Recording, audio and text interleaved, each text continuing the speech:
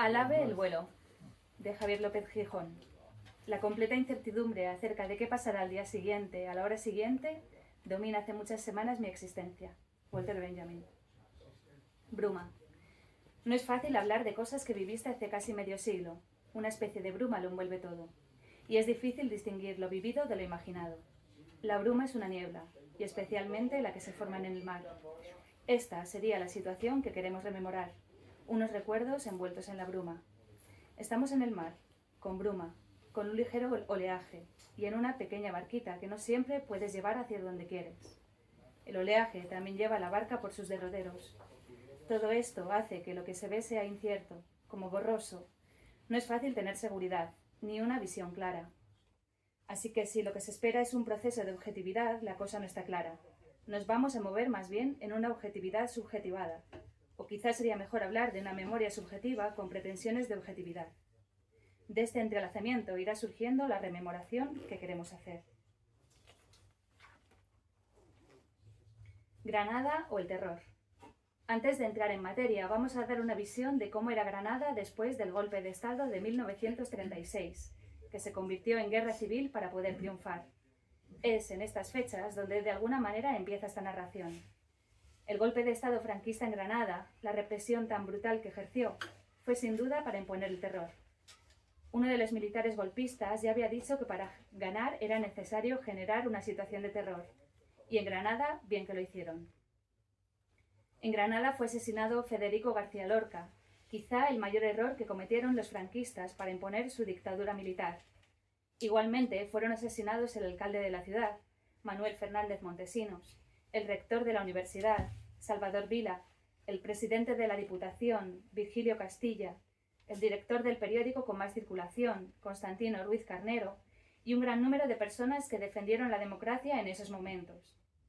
Esta represión tan salvaje, descabezando todas las instituciones, en una ciudad que en 1936 tenía poco más de 120.000 habitantes, generó una situación de terror. Esta situación de pánico se mantendría en Granada durante bastante tiempo. Deberían pasar muchos años hasta que la ciudad pudiera empezar a levantar cabeza. Toma de conciencia. No es fácil saber cómo se produce en nosotros la toma de conciencia sobre la dictadura y la negación de libertades en la que vivíamos. En los estudios de bachillerato nada de esto se trataba. Vivíamos en un país cerrado y autárquico, y en las familias no era normal que se trataran estos temas. El terror que hemos comentado para imponer la dictadura hizo que el miedo llevara al silencio en lo relacionado con estos aspectos.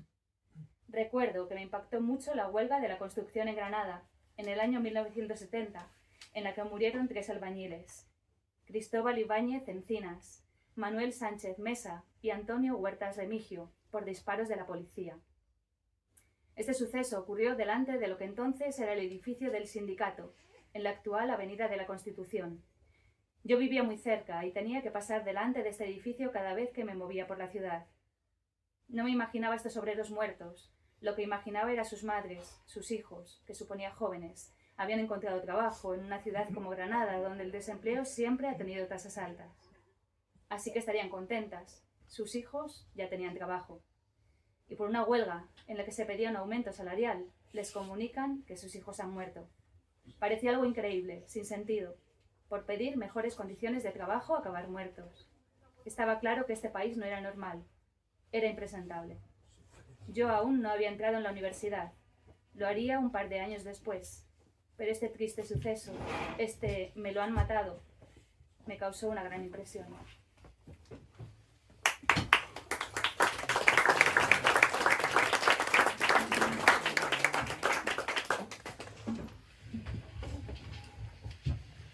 Muchas gracias a todos y a todas por venir a esta presentación del libro. Me presento, soy David González, soy secretario político del Partido Comunista de España aquí en Valladolid. Y bueno, hoy tenemos con nosotros a Laura Fraile, que va a ir leyendo un poco fragmentos del libro que presentamos a lo largo de lo que es esta charla. Tenemos también a Isabel Alonso Dávila, que es la coordinadora del libro, y también a Cristina Gómez Cuesta, historiadora en la Universidad en la Universidad Europea Miguel de Cervantes. El libro que presentamos Plaza de los Lobos está un poco relacionado con lo que vendría a ser la primera actividad de este curso político por parte del Partido Comunista de España y con la reciente creación de la Secretaría de Memoria Histórica y República, porque en este libro, un poquito con lo que habéis visto que se ha leído en estos primeros párrafos, está relacionado con la lucha antifranquista de los estudiantes, en este caso en la Universidad de Granada. Pero que esta lucha y esta situación se replicó por toda España, en todas las universidades, en la Revuelta de Madrid, en la revuelta de los universitarios también en Barcelona, o también, por ejemplo, en Valladolid con las famosas huelgas que supusieron el cierre permanente durante un año de la Universidad de Valladolid, cuando entonces estaba en la universidad nuestro querido alcalde León de la Riva. Entonces todo esto se encuadra dentro de esta parte de memoria histórica y un poco de recuerdo de la lucha de los estudiantes antifranquistas. Y además esto está muy de actualidad ahora mismo, porque aunque pensamos que en el 2024 este tipo de cosas ya no están sucediendo, podemos ver las noticias y, por ejemplo, podemos ver una noticia hoy de, no me acuerdo de qué medio, en el que a personas del sindicato de estudiantes se les ha requisado el material que estaban repartiendo para la huelga estudiantil en la universidad, que se realizará el día 27 de septiembre. Esto en pleno 2024 con gobierno de PP y Vox en la ciudad de Valladolid, con lo cual esto está más de actualidad que nunca, y también relacionado con la lucha que se mantiene todavía en muchas universidades por los vestigios que quedan del franquismo. Y por poner un ejemplo, en la Universidad de Valladolid no fue hasta el año 2022 o 2023, no me acuerdo exactamente la fecha, en la que no se retiró una placa homenaje a Francisco Franco en la Universidad de Derecho, gracias a la lucha de más de 10 años de estudiantes de Derecho por la escuela pública. Es decir, que este tipo de lucha todavía se mantiene hasta a nuestros días. Un poco lo que refleja en este libro es un poco las distintas formas y también las distintas represiones. No fue igual la represión en todos los lugares de España, en algunos fue más dura y en otras fue menos dura, pero toda esta lucha se mantuvo en todas las universidades. Y en esta parte de esta lucha estaban muy presentes las personas del Partido Comunista de España, como las personas que he visto el documental de la historia del partido, sobre todo, por ejemplo, en Madrid y Barcelona. Era, bueno, pues una lucha muy importante por parte del partido. Queríamos hacer también la presentación de este libro y sobre todo agradecer tanto a la coordinadora como a Cristina como a Laura, y también a la Librería Sandoval, que siempre nos presta su espacio para poder realizar este tipo de presentaciones. Lo queríamos enmarcar en una presencia cada vez más fuerte de fascismo y de posiciones de extrema derecha dentro de todo tipo de instituciones, pero sobre todo me refiero a instituciones públicas donde se gobierna con Vox, y también lo que está pasando en las calles. Si es reciente ocurrido en Valladolid, la agresión a un compañero, a un camarada del PCTE, simplemente por llevar una camiseta antifascista, porque la lucha antifranquista es la lucha antifascista, o en las fiestas de Valladolid la agresión a una chica simplemente por identificarla como lesbiana. Entonces, esta lucha en pleno siglo XXI y en el 2024 está más de actualidad que nunca, y está bien recordar la lucha que tuvimos. Bueno, pues aquí en este caso corre más o menos una lucha como de 10 años, pero que tiene que estar presente ahora en todos los ámbitos, en la lucha estudiantil y también en la lucha en las calles. Y no se nos puede olvidar que es verdad que la situación que vivimos en la parte final del franquismo, que es en lo que está enmarcado este libro, no es la misma que la de ahora, pero que también la lucha allí se dio con mucha fuerza en situaciones muy complicadas, y que ahora tenemos que recuperar esta lucha que tenemos en nuestras calles. No me quiero alargar mucho más porque la importante hoy es la coordinadora del libro. Sí que le voy a lanzar un par de preguntas para que luego en su intervención nos las responda, y ya luego paso a una lectura de unos cuantos fragmentos más, y luego a Cristina. La pregunta que la quiero lanzar a Isabel es ¿por qué se puso a coordinar este libro? Y la segunda es ¿cuál de los relatos que están en este libro más le ha impactado, el que más le ha llegado, por qué motivo ha sido el que más le ha llegado? Y bueno, no quiero dilatar mucho más para que luego tengamos tiempo para hacer preguntas a las ponentes, así que bueno, doy paso a la lectura del segundo fragmento. Muchas gracias.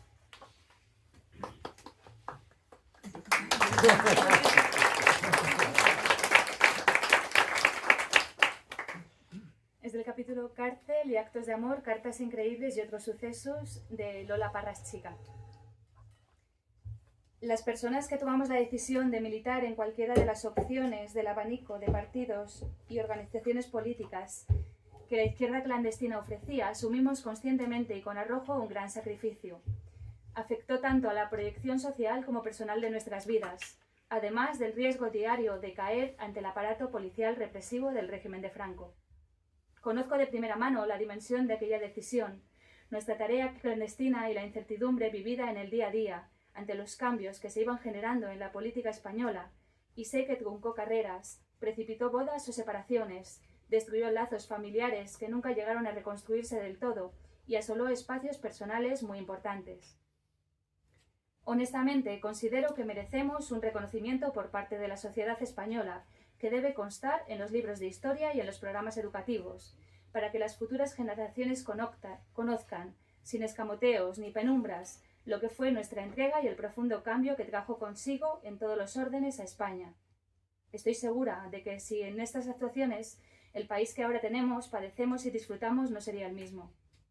Paralelamente a esto, creo que la sociedad española de la democracia tiene una deuda enorme con los familiares no militantes y de los represaliados políticos del franquismo, concretamente con aquellos que fueron una legión silenciosa y que desde un humanismo basado en el sentido común y en la espantosa huella que vieron en el ánimo y las mentes de sus mayores, que vivieron o hicieron la guerra civil, fueron sensibles a esa dolorosa condición.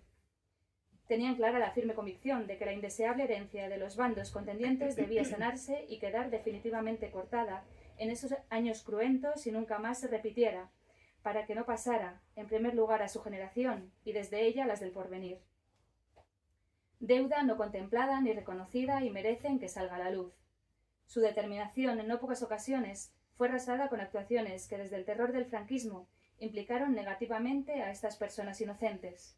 Su convencimiento y discreto proceder, desde su entorno más cercano, fueron un tributo más que el pueblo español hizo para que este país saliera de las tinieblas de la represión y se encaminara hacia otra etapa más luminosa.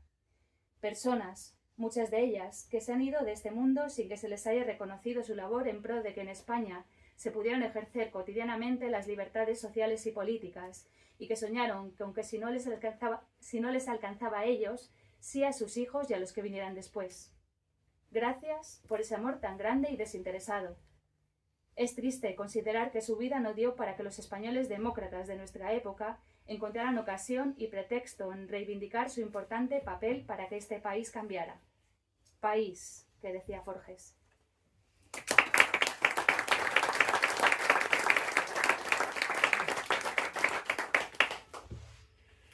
Bueno, pues buenas tardes a todos y todas. Para mí es un placer, la verdad, estar en esta presentación porque no es habitual, ¿no? Este tipo de libros. Cuando Isabel me contactó y me dijo, te voy a mandar un libro, y vi Plaza de los Lobos, y dije, ostras, ¿y esto qué será? Porque claro, ya enseguida el subtítulo, ¿no? La memoria de estudiantes antifranquistas en la Universidad de Granada. En ese momento yo estaba investigando y estaba escribiendo justo sobre mujeres universitarias en Valladolid que habían participado también en movimientos de oposición al franquismo. Y entonces, claro, esto tiene que ser una maravilla. Y efectivamente, hablar de memoria, hablar de relatos, no es habitual, nos sigue costando hablar. Nos sigue costando hablar, y entonces encontrar un libro donde la gente se abre, ¿no? Y conecta con el pasado y conecta con vivencias que a veces son traumáticas, que son difíciles, pues es muy necesario. Porque no solamente se trata de construir la historia, ¿no? El relato del pasado, sino también es conectar con las emociones, con los sentimientos. Entonces, desde luego, hay muchas investigaciones sobre universidades, ¿no? En los últimos tiempos se ha investigado mucho, desde Madrid, Barcelona, Canarias, Sevilla, la Universidad de Valladolid, justo han leído una tesis doctoral sobre antifranquismo, pero la parte de testimonios, de reconstruir, como digo, el relato de la memoria, pues sigue siendo costoso y sigue siendo muy necesario, porque desde luego somos lo que fuimos. Este libro, para mí, quiero destacar una serie de cosas que me han parecido muy interesantes. Es mucho más que la descripción de unos hechos, ¿no? De unas detenciones que llevan a cabo, pues, la Brigada Político-Social, a los estudiantes antifranquistas, ¿no? Es mucho más que eso. En primer lugar, para mí es la historia de una generación que es la de los años 40, 50, que no vive en la guerra, pero que pasan la infancia en esos años 40, 50, y que, bueno, pues no tienen el trauma de la derrota, pero sí familias que lo han vivido y que tienen esa interiorización, ¿no?, de la derrota en sus casas. Acceden a la universidad, pero no es lo habitual, aunque sí que vamos a ver, y uno de los capítulos nos dice las cifras, ¿no?, de universitarios. Se pasa de unas 100.000 a mediados de los 60 a más de 600.000, o sea, se multiplica por 5. De eso, claro, mujeres pues hay menos, 30-36%. Entonces nos habla de esa generación, pero también de la generación de sus familiares, de sus padres, esa generación del silencio, la generación del miedo, la generación de no se habla de política.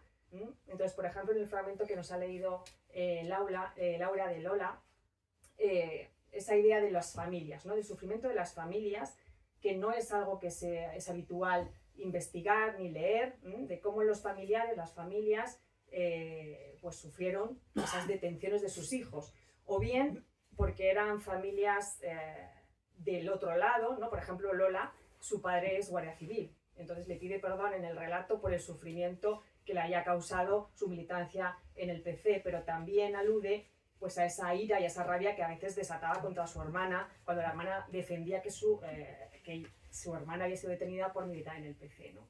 Entonces, ese contexto familiar a mí me parece que es algo que está por hacer, ¿no?, y que está por descubrir y está por contar.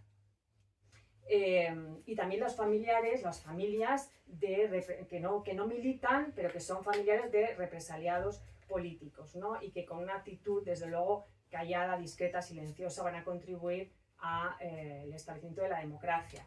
Entonces, esa idea de las familias, de la generación, tanto de las que lo cuentan en el relato como de los familiares.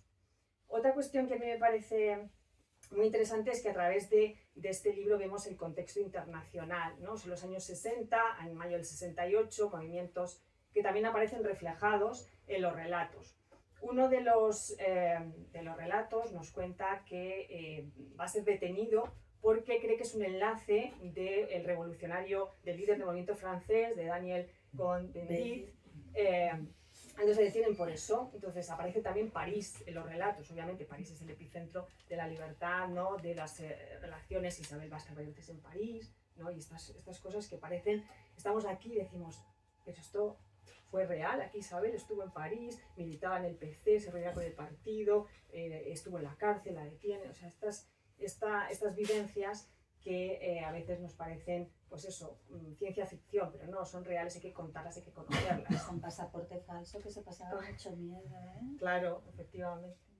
Entonces, esa idea de lo internacional, también otra de los capítulos es detenida, Socorro me parece que es porque está en la protesta contra la película Las Boinas Verdes. Entonces, todo ese ambiente, ese contexto, como digo, internacional, los movimientos sociales de los años 60, pues aparece reflejado en el libro.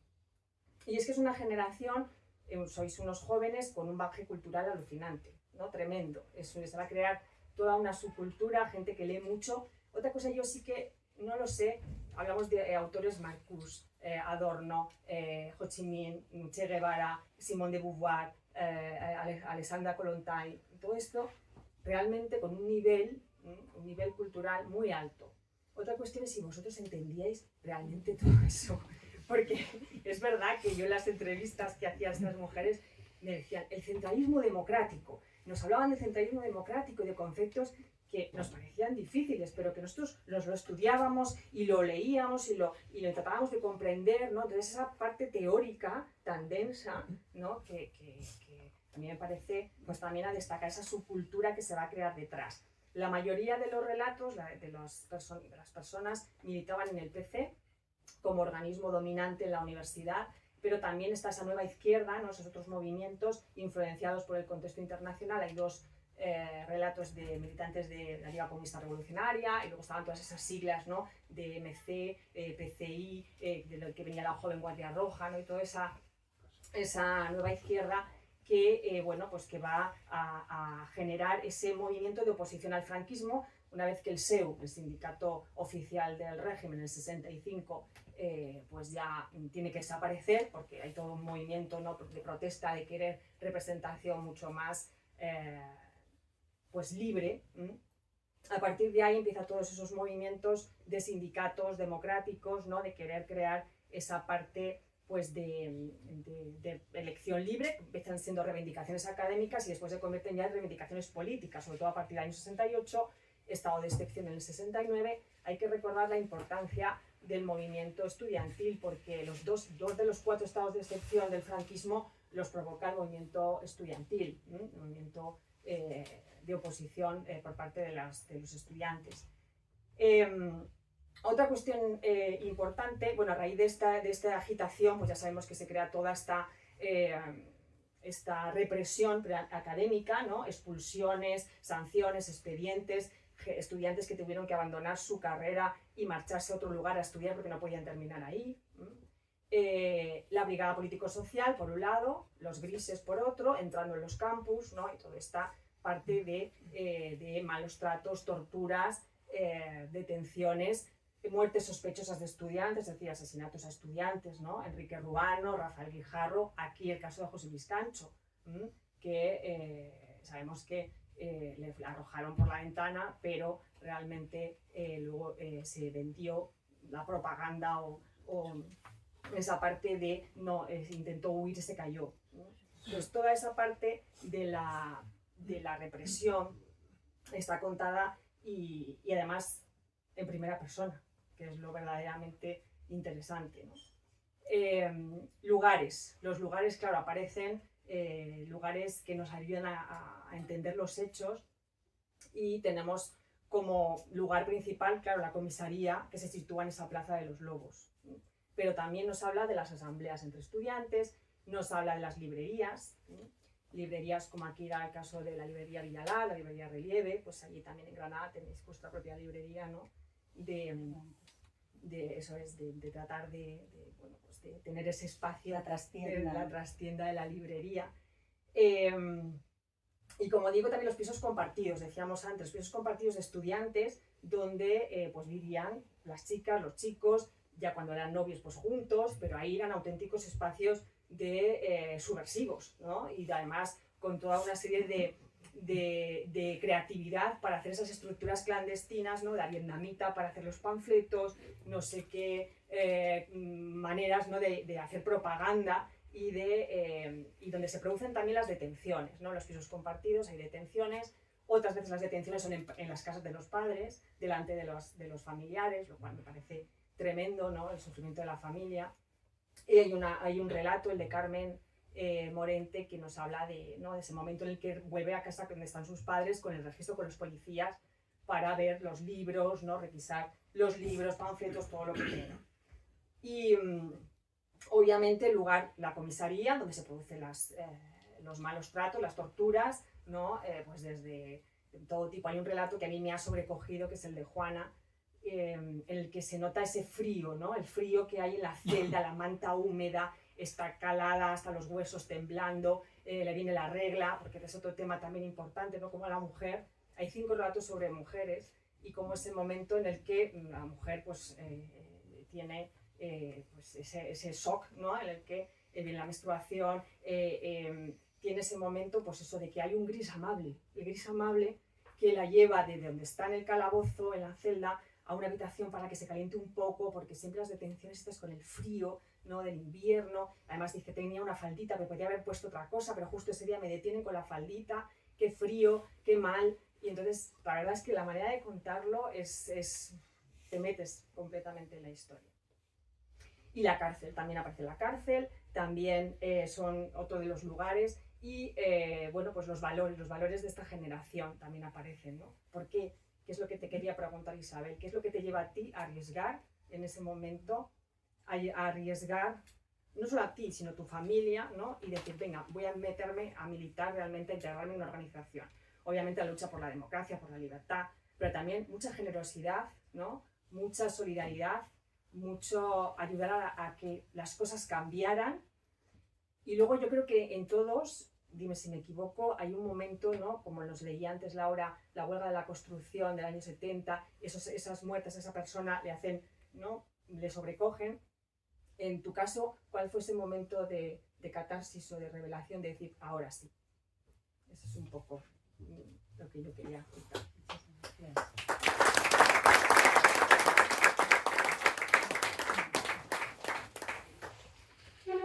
La Brigada Político-Social registraba nuestras casas y encontraba libros y escritos que ponían libertad. De Isabel Alonso Dávila. El 11 de octubre de 1975, a 40 días de la muerte del dictador Francisco Franco, a las 10:30 de la mañana, 2 inspectores de segunda clase del Cuerpo General de Policía, ambos afectos a la Brigada Regional de Investigación Social de la Jefatura Superior de Policía de la región de Andalucía Oriental, con sede en dicha capital, Granada, así aparece en el acta de entrada y registro, me llevaron esposada desde la Plaza de los Lobos, al domicilio en el que me habían detenido el día anterior. Recuerdo la llegada en el coche Z de la policía, aquellos SEAT 1500 pintados de gris, que cuando nos los cruzábamos nos ponían en situación de alerta. Creo recordar también que la luz límpida del otoño granadino iluminaba el bloque de la Chana, de la avenida de Badajoz número 1, en el que había vivido los 2 últimos cursos, en el 7º piso. Desde su balcón, siempre que levantáramos la vista del enorme terreno sin urbanizar que había delante y que cuando llovía se convertía en un barrizal, habíamos podido disfrutar de unas magníficas vistas a la sierra y apreciado la luz cambiante del paso de los días y las estaciones. Sentiría ahora la necesidad de nombrar a los 2 miembros de la Brigada Político-Social que me llevaron esposada allí, pero no puedo hacerlo porque en la documentación que poseo, rescatada del Archivo Histórico Nacional de Madrid y del Centro de Documentación de la Memoria Histórica de Salamanca, no aparecen sus nombres. Lo han ocultado convenientemente bajo la manta de sus números de carnet profesional, el 6277 y el 8606. Estos sí los tengo. Quizás a través de estos números pueda localizar otros datos en el Archivo General de la Administración del Estado de Alcalá de Henares. Otra tarea pendiente y otra reflexión que surge al comparar este ocultamiento de los nombres con documentos que poseo de mis anteriores detenciones o de las de otros compañeros, como Bernabé López García, en que sí aparecen los nombres de los miembros de la BPS que nos detenían, registraban nuestros domicilios, nos interrogaban y en muchos casos también torturaban. Está claro que hasta la BPS olfateaba que el final de la dictadura estaba cerca y no querían que sus nombres, escritos negro sobre blanco, los llevaran a asumir responsabilidades. Quizás, incluso, estaban pensando ya en su adaptación a los nuevos tiempos, como tantos sociales, así los llamábamos, hicieron en la transición tan sui generis e incompleta que se produjo en España, y que si bien al principio se vendió como modélica, durante los años pasados hasta hoy hemos ido viendo que no lo era en absoluto.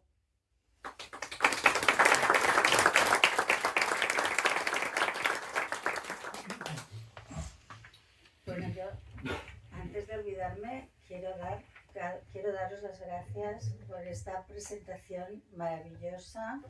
O sea que muchísimas gracias, Cristina, David, Laura, la librería, porque de verdad que, bueno, me estoy emocionando. Y para no emocionarme mucho, me voy a poner el cronómetro. Vamos a ver, voy a empezar por contestar las preguntas que me habéis hecho. Y que, bueno, algunas son más fáciles y otras más complicadas. Hay una pregunta que sería ¿por qué me puse a coordinar este libro? Que, bueno, todas me han encantado las preguntas, pero a ver cómo salgo. Pero que esta pregunta me permite un poco contaros el origen de este libro. Porque además, como ha dicho Cristina, que es un libro bastante novedoso, pero a mí lo que me gustaría es que este libro, en otros distritos universitarios, por ejemplo el de Valladolid, fuera un ejemplo.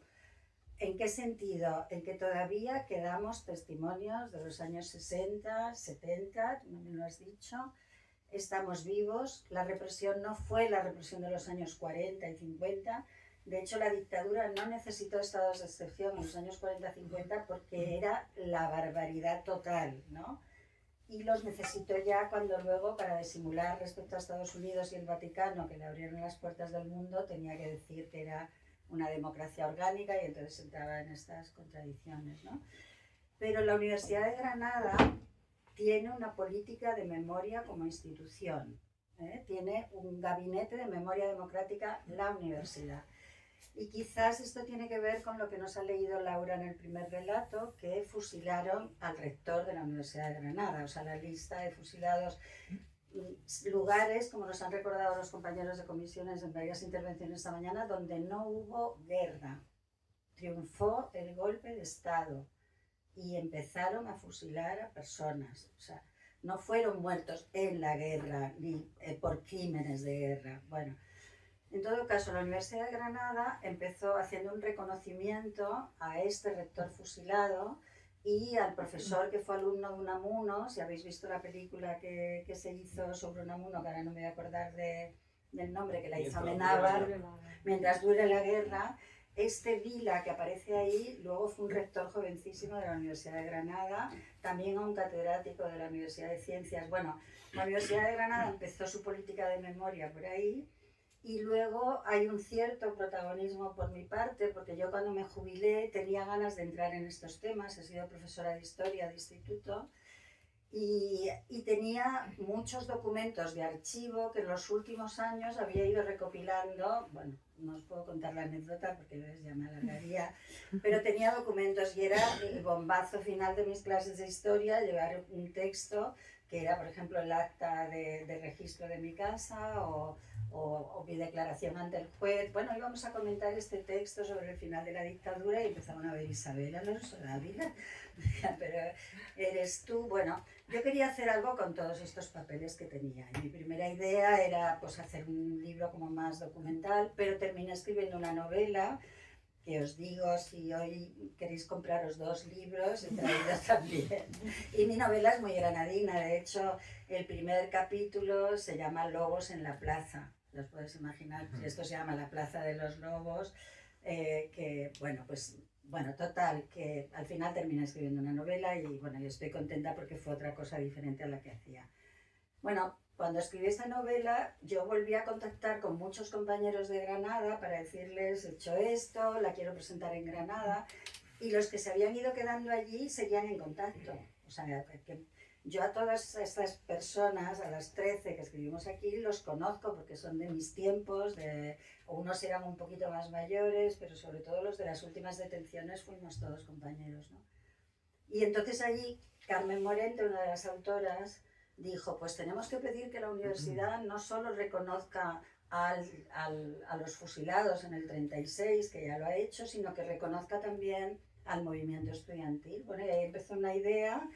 Se hizo una jornada el 2 de junio en que la universidad puso una placa donde estaba la antigua comisaría en la Plaza de los Lobos. Resulta que ahora el edificio lo ha comprado la universidad. Y entonces se puso una placa allí en memoria de los estudiantes antifranquistas.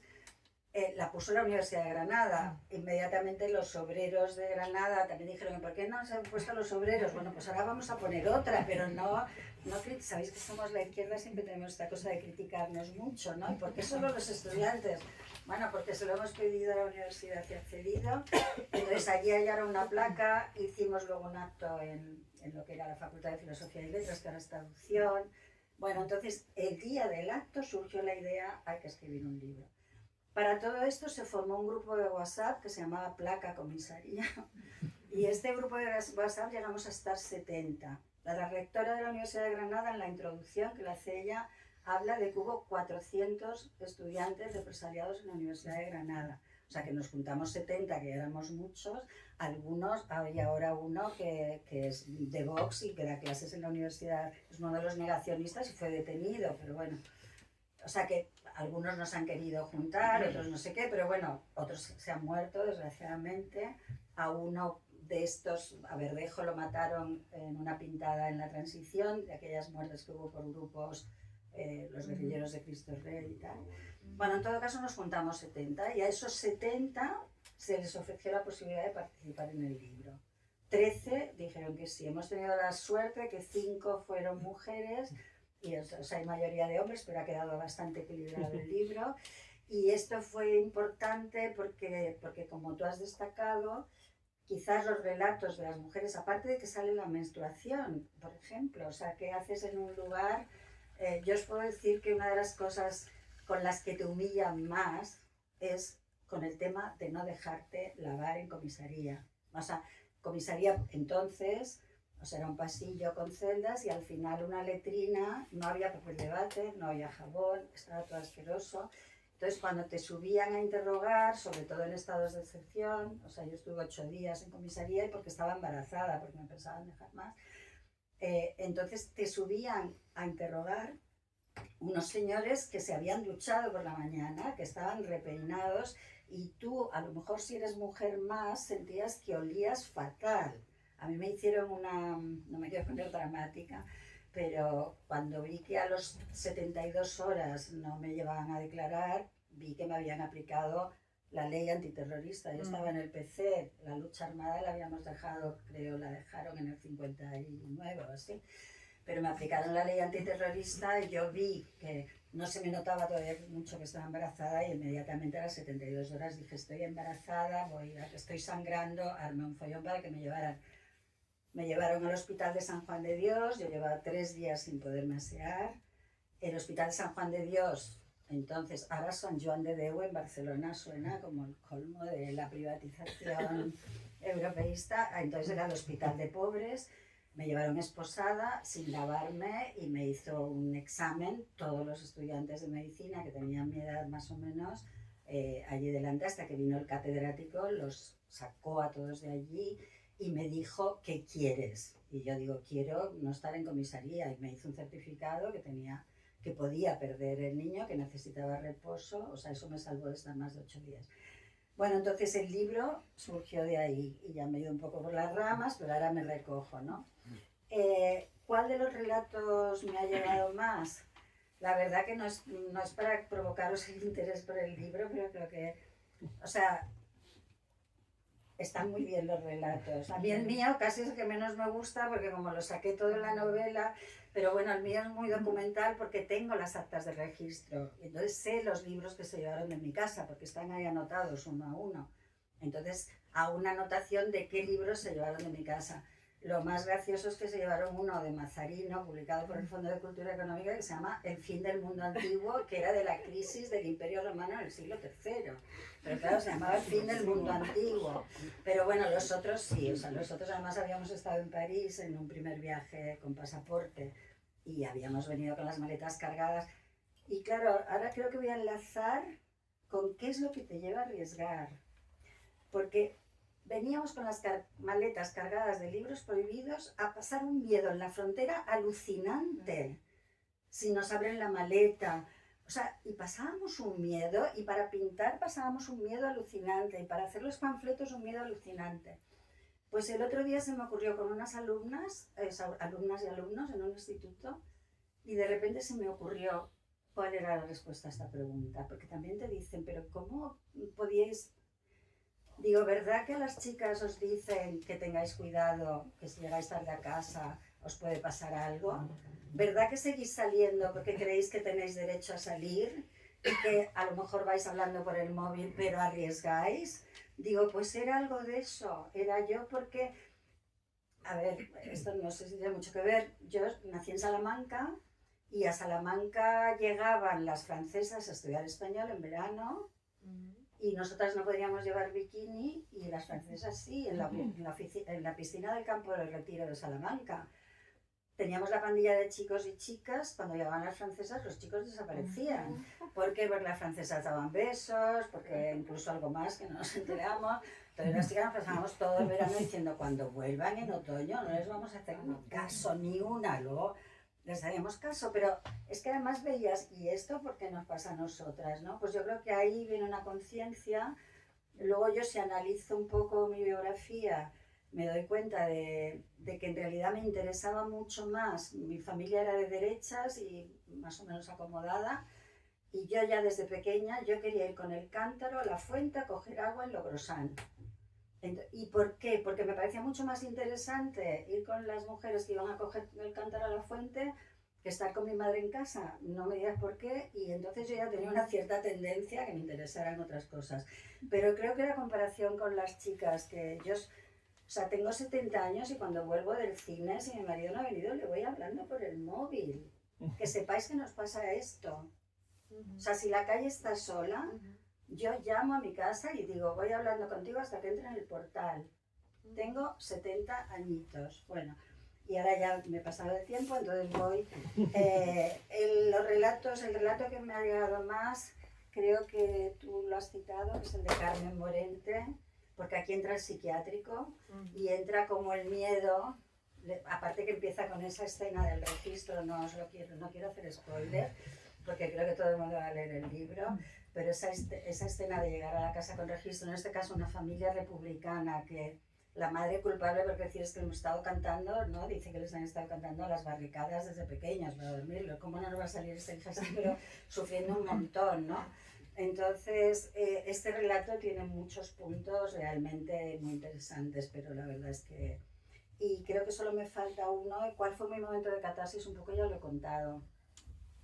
Tiene que ver eso con esa infancia en que yo me alejé del modelo que era mi madre y que era mi familia.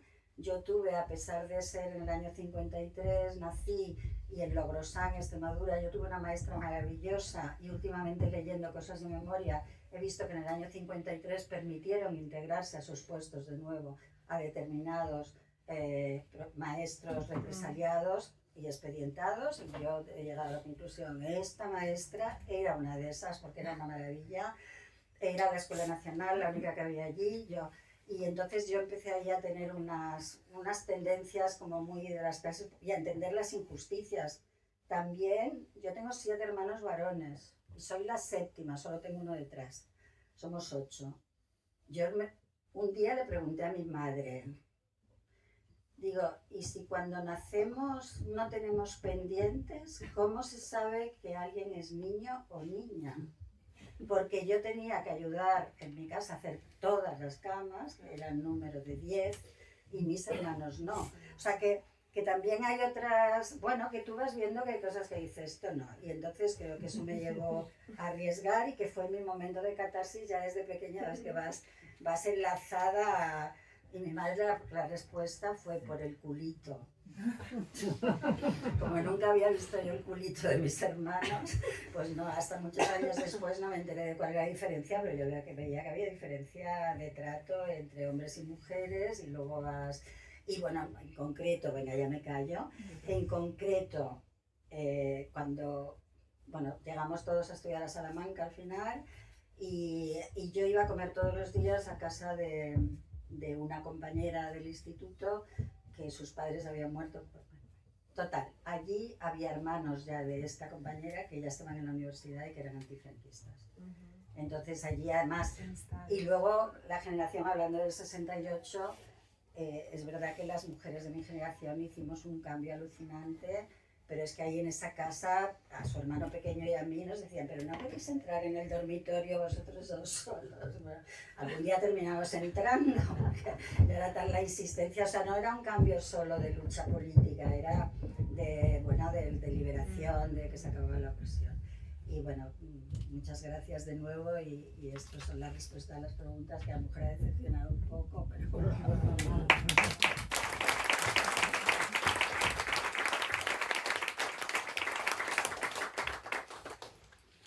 La carta de una madre, de Carmen Morente Muñoz. El día 11 de noviembre de 1975 resultó un día frío y radiante. Mi madre, la Carmela, debe estar realizando las tareas de la casa aún con las ventanas abiertas. Por desgracia, mi padre, Juan, también se encuentra en casa, él que siempre está de viaje, siguiendo las vías del ferrocarril. Platerillo, mi hermana pequeña, estará en el colegio. Mi prima Lourdes en el trabajo. La chica que vive de pensión en nuestra casa en el instituto. Y la abuela Concha, dormitando inmersa en sus recuerdos que flotan, ahora, en el mar de la ceguera. Un mundo de mujeres. Desde comisaría me llevan a mi domicilio 2 miembros de la Brigada Político-Social. Desde el portal de mármol blanco al piso de mis padres hay que subir 40 peldaños y luego hay que llamar al timbre.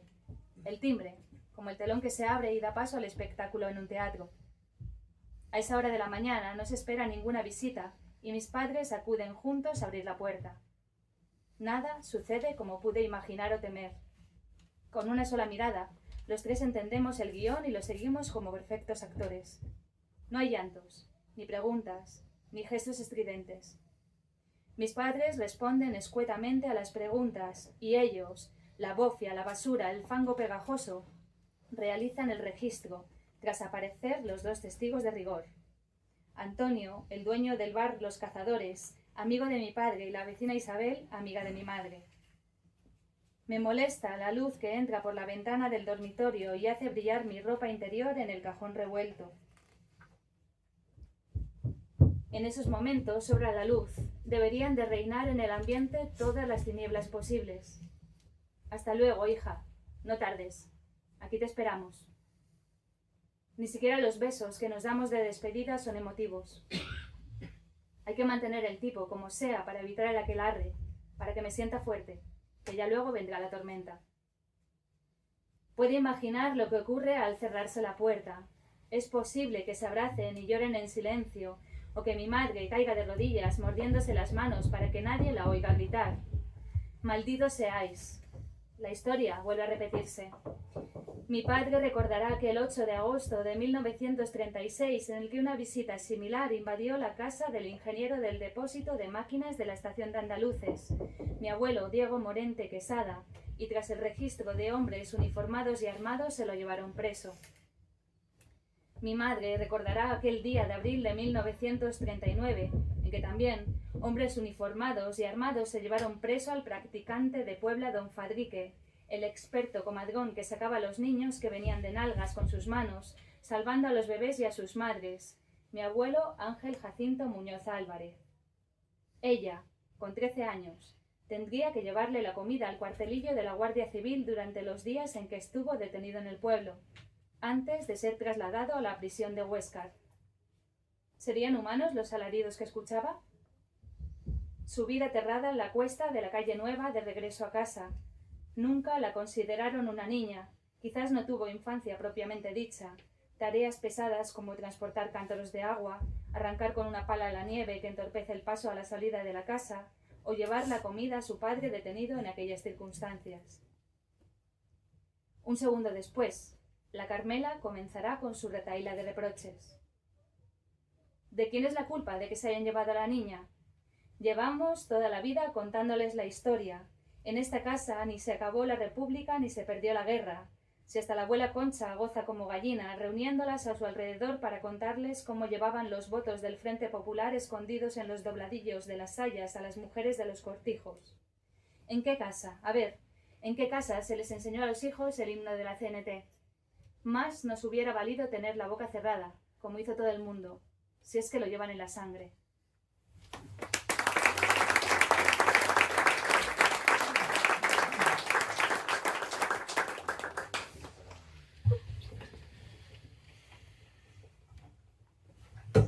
Pues bueno, ahora vamos a abrir un turno de preguntas, no sin antes, primeramente, agradecer a la Fundación Jesús Pereira, que no lo hemos hecho al principio, que Ignacio. con el que No, que están agradeciendo a la Fundación Jesús Pereira, con el que hemos realizado bastantes actividades tanto en Valladolid como en el resto de Tienes que Castilla y poner en León. evidencia, David, ¿no? No, Tienes que hay coger el que tren. agradecerlo Tengo que ir a León. porque es que no No son de para. Cataluña y otros de León, o sea, nadie es perfecto. Pero bueno, teníamos que agradecerlo también a la Fundación Jesús Pereira porque bueno, estamos realizando muchas actividades con ellos.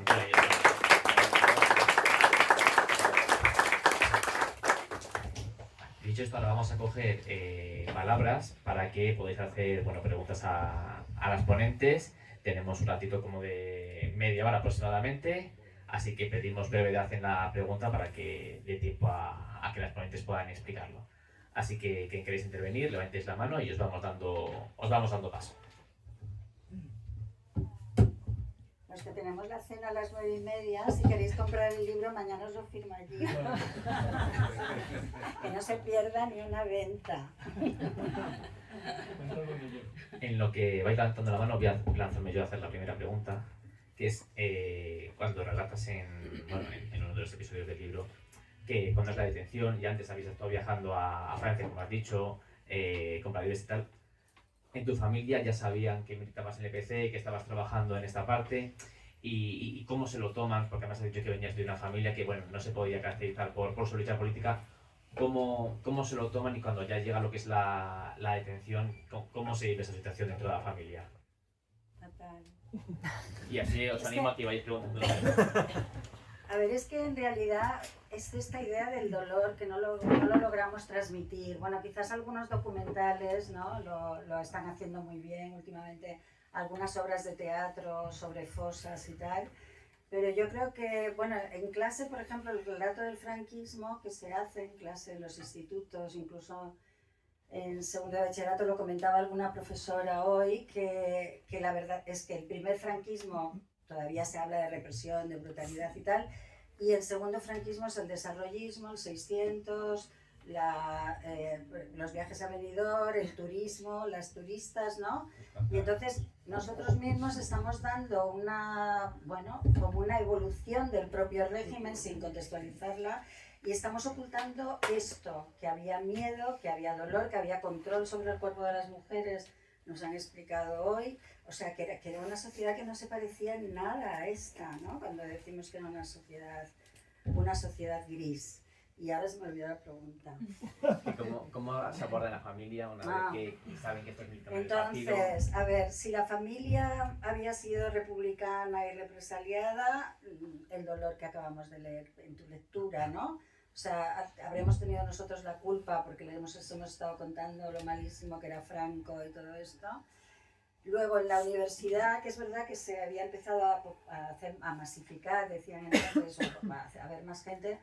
Es verdad, en Valencia yo recuerdo que había un compañero que se llamaba Criado de apellido, que era hijo de un obrero del puerto de Sagunto, y que cada vez que hablaba en las asambleas decía: yo soy hijo de obrero, y se venía a la asamblea abajo, porque no había hijos de obrero en la universidad, empezaron a llegar como en esos años, y muchos y muchas éramos hijos de familias franquistas. En el caso mío en concreto, mi padre era notario de la provincia de Ávila de origen, propietario, bueno, yo siempre digo la base social del franquismo, o sea, me tocó. Entonces, claro, ¿qué pasa ahí? Única hija, además, bueno, encima niña estudiosa, cariñosa, entonces catacrack. A ver, la primera vez me detuvieron en Valencia, entonces ahí ya saltó todo. Hasta entonces habían sido discusiones de adolescente con mi madre.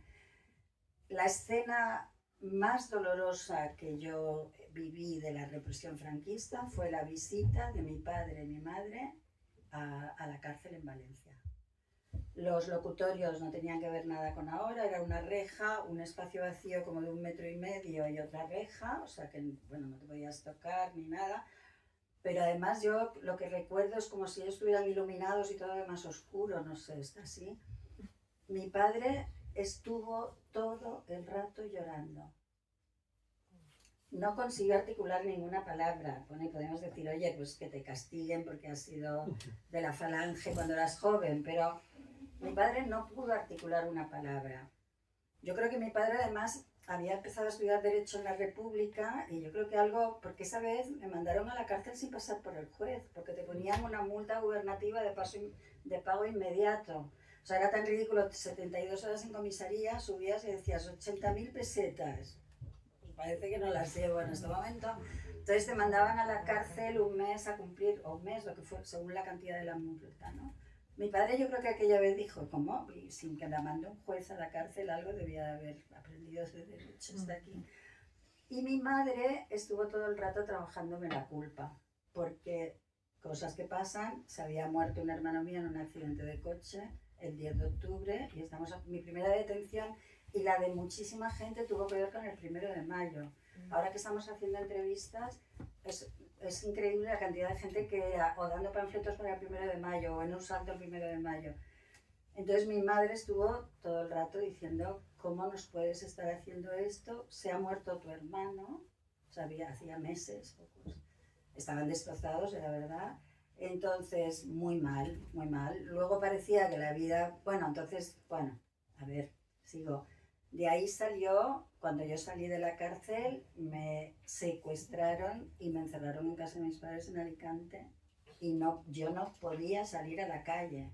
Y entonces de ahí salió una boda, ¿no? En lo de Lola ella cuenta muchas bodas, Pues yo tenía un novio, me encerraron en casa, entonces escribí una carta, nos escribíamos a través de la chica que venía a limpiar a casa de mis padres, mandé una carta a mi madre y a mi padre, yo me quiero casar, no sé qué, nos portaremos bien, no sé cuántos, eso acabó en boda. Yo con 18 años y él con 21, y nos casamos, y entonces la condición fue que nos trasladáramos del distrito universitario y que dejáramos la política. No. Nos trasladamos, nos fuimos a Granada, por eso yo acabo en Granada, pero no dejamos la política, entonces hubo 2 detenciones más y ahí mi madre ya no vino. Pero es que mi madre, por ejemplo, ya no vino a mi parto porque yo decidí parir en la pública. Entonces ella eso no le podía caber en la cabeza. Entonces mi padre sí que vino porque era más, y luego a los meses y tal, ya ven, bueno, yo fui porque, y entonces luego además fue fenomenal porque le dejaba al niño allí todas las vacaciones, es que era una criatura, digamos, pero muy mal, muy mal. Entonces yo creo que había dolor pues generalizado, que es lo que producen las dictaduras, o sea, que no nos tenemos que quedar solo en los hechos. Y eso es verdad que la literatura, el cine, los testimonios, eso lo cuentan a lo mejor mejor que los libros de historia o las cifras y tal, ¿no? O sea, las biografías. Hay José Antonio Fernández Alcantú que dice que es increíble la poca literatura memorialista autobiográfica que hay en España. Él ha estado mucho en Italia, es antropólogo, dice que Italia está llena, las librerías, de relatos de la resistencia, de no sé qué y no sé cuántos, y aquí, así que todos los que estéis por aquí, si alguno tiene una historia que contar, por favor poneros a contarla, porque tenemos un déficit que lo pueden publicar las universidades como esto, o autoediciones, pero no, las biografías yo creo que explican todo, ¿no? Es que explican muchísimo, ¿no? Y es lo que se llama la historia vivida. Bueno, a ver, ¿alguien más tiene una...? Yo te quiero preguntar una cosa. A ver. A ver, cuando haces esta parte autobiográfica y coordinas todo esto, me interesa el pensamiento que hay detrás vuestro, es decir, ¿lo haces porque te lo debes a ti, porque se lo debes a tus padres, se lo debes a alguien, a tus compañeros, a tu generación, o simplemente es porque es un aviso para navegantes de lo que nos va a venir ya? Me gustaría que hablases un poquito de si nos estás alertando, porque claro, yo pensaba que cuando existía Ciudadanos ya no vendría nada más, ¿no? Y vamos por Alvise, ¿no? Entonces ya estoy un poco desconcertado y todo esto me suena a que digo, no sé si tenemos que entrar a la memoria democrática o empezar a organizarnos en la lucha, ¿no? No lo digo muy seriamente. Sí, no, las dos cosas. O sea, no lo digo analizando el acto de lucha en esa época, ¿no? Porque lo tuyo fue una lucha. Entonces, no sé a quién se lo debe, si nos estás avisando a las generaciones de ahora que no vivimos naturalmente eso y ya hemos nacido en plena democracia, pero es que no sé, me queda esta duda de que me puedas, si es un aviso, si es que te lo debes, si querías encontrar... Pues en este libro, o sea, yo lo coordiné porque también era la que me había ido de Granada y no me había peleado con nadie, porque allí estaban todos peleados, algunos con otros. Pero luego hubo un grupo editor de 4 y ya lo teníamos terminado, digamos, y entonces de repente yo consulté al grupo editor porque se me ocurrió, no hemos dedicado el libro a nadie, y propuse una dedicatoria que fue inmediatamente aceptada. Creo que contesta a tu pregunta. Al alumnado actual y futuro de la Universidad de Granada, para que nuestra memoria les ayude a no permitir una sociedad sin derechos. O sea, fundamentalmente es eso.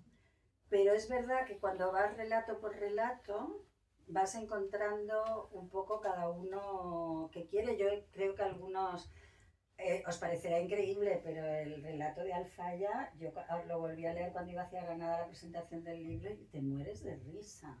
Porque lo de que vaya a una reunión del Cine Club a Madrid, que era otra de las cosas que hacía el Sindicato Democrático de Estudiantes, y le detengan porque creen que va a una reunión con Convendi. El pobre, yo creo que en ese momento no sabía ni quién era Convendi. Pero bueno, Alfaya es que tiene mucha gracia, que a veces Carmen Morente, ahora ya que nos conocéis, decía, no, Alfaya que no hable porque terminaremos todos riéndonos y parecerá que la dictadura era divertidísima. Y él es que es muy divertido y tiene muchísimo sentido del humor, y con su relato, incluso con el de Bernabé, él no lo plantea en sentido humorístico, pero que te detengan con una goma Milán, en que se utilizaban de tampón, en que él había puesto una N en una goma gorda y una O en otra para ir poniendo no. Porque habían tirado un crucifijo los estudiantes de la Complutense y entonces hizo un acto de desagravio al crucifijo. Bueno, por ejemplo, Bernabé López García, que es un arabista reconocidísimo, él es de la familia de García Lorca, este García viene de la familia de García Lorca, ¿no? Pero entonces, no, que luego a veces de verdad que te ríes o que dices, bueno, qué mundo, ¿no? Pero sí que es verdad que los relatos de las mujeres meten más el cuerpo, quizás meten más la familia y no tendrán ninguna ganas de reírte, porque... Y bueno, a ver, fue también una época súper interesante, ¿eh? O sea, quiero decir, cruzar con un pasaporte falso, que yo era una modista de Sevilla, te tenías que ir aprendiendo dónde vivías y todo eso, pasar un miedo horrible. Pero una vez que cruzabas, estabas en Francia en una reunión del PC, allí en unos bosques alrededor de París, con todos los estudiantes de distintas facultades. Allí, por ejemplo, estaba Enrique Curiel, Pilar Bravo, que eran así como ya más dirigentes. Y entonces fue una vida también muy interesante, pero bueno, nos hemos centrado aquí en estos momentos que hay que transmitir, que no era solo jiji, jaja. O sea, sobre todo la sensación de miedo. Sí, yo creo que te he contestado. Yo creo que respecto a mis padres, como se han muerto, al revés. O sea, lo duro fue la novela. No sé, quiero vender la novela. Porque mi padre y mi madre ya se han muerto, pero mis hermanos, como somos tantos, pues hay de todas las cosas. Y uno muy del PP, que no la leyó, pero se dedicaba a regalarla a mis primas. Entonces, bueno, pues queda fatal en la novela, pero el que peor queda. Pero luego hay otro, y ahora me estoy poniendo como alfaya para quitar el dramatismo. Pero hay otro también del PP, muy tal, el que os contaba del hijo homosexual que se casó y que no sabía él que el PP había llevado la ley de matrimonio homosexual al Constitucional. Pues claro, me dijo, estoy conmocionado, o sea, y bueno, seguro que le ha sentado. Y ahora estoy pensando en meterme en una historia todavía más complicada que va a desmontar. Hay una cosa que se llama historias desobedientes. ¿Habéis oído hablar de eso? Sí. Ha empezado en Argentina. Entonces, son hijos de genocidas que se enteraron de que sus padres, cuando les vinieron a buscar a casa para llevárselos a la cárcel, y que cuando hicieron la ley en Argentina del 2x1, es decir, que todos estos que habían tirado por los aviones a la gente y tal, iban a salir antes de tiempo, pues empezó una, Analía Kalinek, que su padre era un torturador y de los que colaboró con todo, y que está en la cárcel, cadena perpetua, y ella empezó un movimiento que son hijos de genocidas que se ponen junto a las madres de Plaza de Mayo a denunciar a sus propios familiares, o sea, pues se llama historias desobedientes, o sea. Y entonces, como tuvimos un tío, un hermano de mi madre, magistrado del Tribunal Supremo y que estuvo en consejos de guerra en Alicante en el año 40, por ejemplo, pues estoy casi pensando en meterme en historias desobedientes, y esto ya sí que va a ser para mis hermanos no muy concienciados. De verdad que a veces lo pienso, tengo derecho a hacer esto, pero digo, es que, ¿os dais cuenta de lo poco que hablamos de los jueces? Digo, de la implicación de los jueces en la dictadura. Estamos siempre con el ejército, la policía, los grises y tal. Ahora están empezando también a salir cosas de los jueces y digo, bueno, pues yo que tengo la suerte de mi querido tío Gaspar, que me quería muchísimo también, pero y era que, bueno, lo que suele pasar con esta gente, luego familiarmente son encantadores, pues eso, que va a ser duro, pero que a lo mejor lo hago, lo de empezar a denunciar también este pasado familiar. Luego después de Argentina pasó a Chile este movimiento, a Uruguay, a Paraguay. En España está una que se llama Loreto Urraca, que a lo mejor os suena porque escribió del Cazador de Rojos, un libro sobre su abuelo, que fue el policía franquista que entregó desde la Embajada de España en París, se dedicó a perseguir a los republicanos y a entregarlos en la frontera. Por ejemplo, entregó a Luis Companys, entregó a uno que se llamaba Gorizagoiti, algo así, que fue ministro del Interior con Azaña, y hasta los fusilaron. Entonces, Loreto Urraca, claro, con este apellido, pero ella no tenía ni idea de que su abuelo sabía que había trabajado en la embajada en París y luego en Bruselas, todo muy glamuroso. Y de repente se hizo una tesis doctoral sobre Companys y salió este caso y ella estaba leyendo un día el periódico y entonces ahora ella está con Historias desobedientes aquí. Entonces la verdad es que es un movimiento novedoso, interesante, pero ahí está Nalia Kalinek, el padre le ha hecho un juicio para declararla hija indigna y desheredarla lo que le tocaba de la madre que ha muerto. Lo que pasa es que no ha ganado el juicio el padre, pero desde la cárcel, imaginaros cuando salga este señor, no sé. O sea que, bueno, que hay cosas así interesantes. Oye, no sé. No sé si queréis alguna otra pregunta. ¿Qué sientes cuando ves lo que está pasando ahora en España? Cuando ves que se están aprobando políticas negacionistas de franquismo, cuando ves que, bueno, no solo en España, sino en Europa, que se está produciendo una deriva fascista que parece que está cuajando en las generaciones más jóvenes. ¿Sientes, bueno, no digo nada, ¿qué sientes? Siento que a veces da la sensación de que vamos a poder vivir situaciones similares como esto sigue así, ¿no? Entonces, una cita que tengo aquí apuntada porque la leyó Rosana Lija, una profesora que participó en la presentación de Barcelona, de Oliver Goetz, que dice: cada 2 o 3 generaciones, cuando se agosta la memoria y desaparecen los últimos testigos de las masacres anteriores, la razón se eclipsa y otros hombres vuelven a propagar el mal.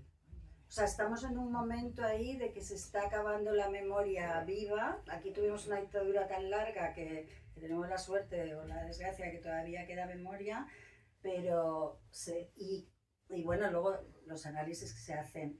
A ver, siento que hemos sido un poco pacatos en explicar lo que era de verdad la dictadura y que la tenemos que hacer entender, porque si las chicas, o sea, a veces ya sabéis que el voto es más de los chicos, pero también hay muchas chicas, yo creo que si entienden que les van a quitar el derecho al aborto, que les van a decir cómo se tienen que vestir, que esto también nos lo decían.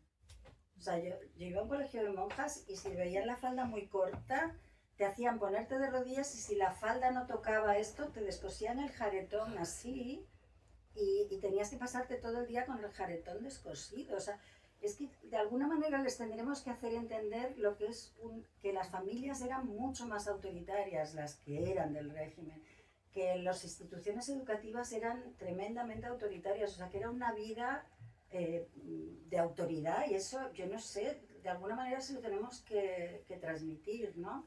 Siento, no sé, que lo hemos hecho mal, que lo hemos hecho mal y luego analizamos todas las circunstancias, ¿no?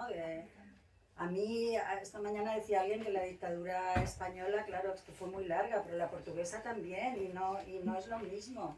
Hay museos de memoria en Lisboa, en donde vayas, o sea, no fue solo por larga. Vale. Es que todos tenemos la cena a las 9:30. Yo también, pero no podemos ir. Hacemos tu libro y luego firmas. Puño en alto, ahora cantamos la internacional.